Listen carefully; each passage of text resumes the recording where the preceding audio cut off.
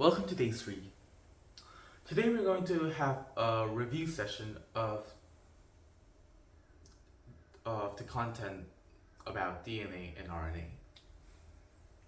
Because in the last video I posted, I explained the concepts incorrectly. A lot of them were incorrect.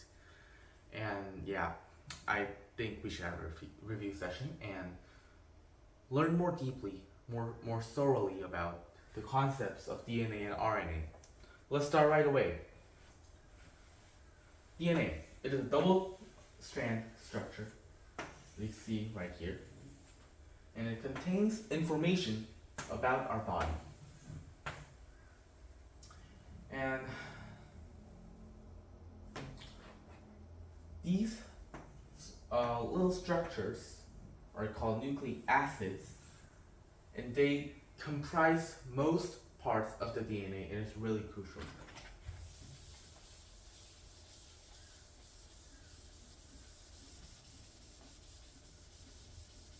So then, how are these nucleic acids, what are these nucleic acids made of? Nucleic acids are actually comprised of nucleotides. And these are also made of nitrogen base, phosphates,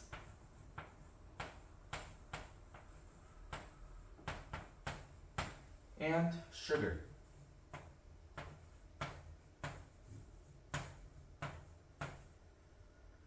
Today we're going to learn about these nitrogen bases. So, nitrogen bases, as I told you earlier, are the DNA's nitrogen bases are adenine, cytosine, guanine, and thymine. So let's just write A, T, G, C. A for adenine, and T for thymine, G for guanine, and C for cytosine. And you guys should have memorized that adenine can only pair up with thymine, and guanine can only pair up with cytosine. These should only pair up with these.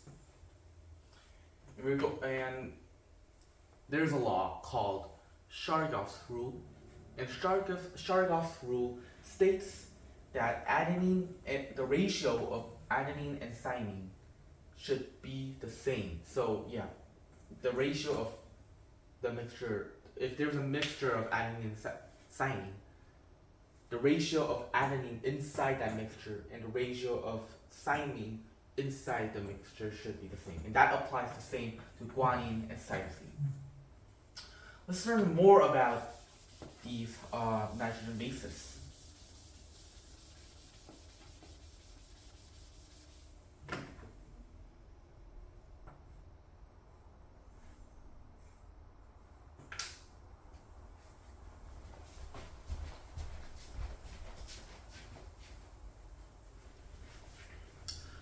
Okay, so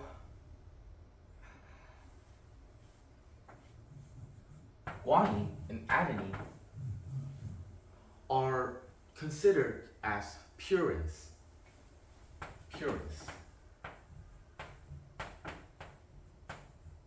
Purines are, well, you don't have to why this is something. You just have to memorize this is this and this is that.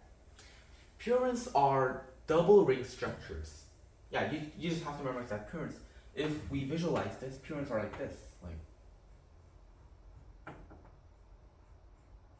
Yeah, these are purines, double ring structures. And thymine and cytosine are considered as pyrimides.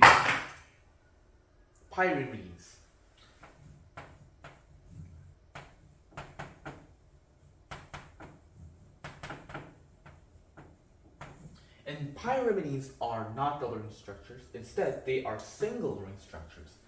To visualize this, they look like this. One hexagon. Yeah, that's it. So if we apply the Chargas rule that I mentioned earlier to this, we can say that the ratio of purines are the same, and that applies the same to pyrimidines.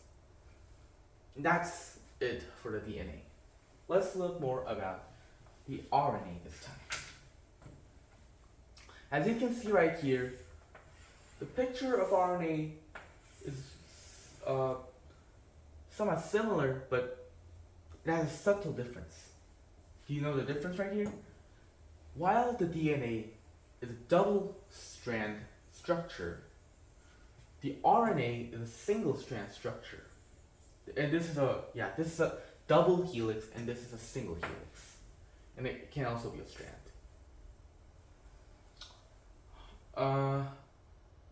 RNA is actually really important. Well, DNA is also important, but RNA is especially important when synthesizing proteins. So let's learn about the base pairs, nucleic nitrogen base pairs of the RNA. The adenine, guanine, and thymine are the same. However, as I mentioned you in the last video, the base pairs of RNA doesn't include the thymine. Instead, it contains uracil. And I believe that scientists even now don't know why RNA is why the RNA contains uracil. However, the formation is the same.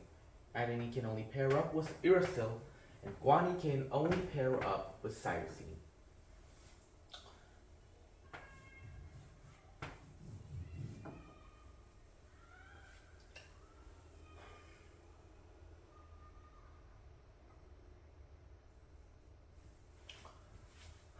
So let's learn about the diverse formations kinds of RNA. There are numerous kinds of RNA, but I will teach you only the important kinds of RNA that you guys need to know when learning protein synthesis. First of all is tRNA, and second of all is mRNA. This is the tRNA. Looks like this, and one important trait about the tRNA is that it contains an amino acid on top of its structure. An amino acid is very fundamental when making proteins. And second of all, the mRNA. To visualize the mRNA, it looks like just like this. It is a single strand, it's a single straight strand that has a lot of base pairs right here. These are either A or U or G or C. Alright? Okay. So the mRNA is considered the messenger RNA because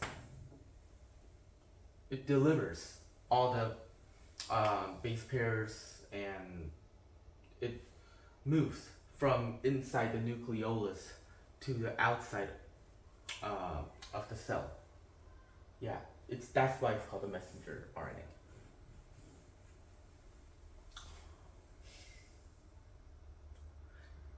Yes, I think this is all the basic concepts you have to know when learning protein synthesis in the next time, sorry. So, the most important thing is this.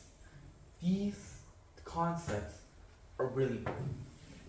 For the DNA, you just have to know that the DNA contains information about our bodies, and its base pairs. However, in RNA, you should know these two: tRNA and mRNA, and also the base pairs of, especially the uracil part. You can't. You have to judge if it's a DNA or RNA by looking at its base pairs. So you should just memorize like this. DNA doesn't have DNA has thymine, your RNA doesn't. If there is no thymine, then it is RNA. The next time we're going to cover some content about really important information, which is protein synthesis, the process, and why it is important.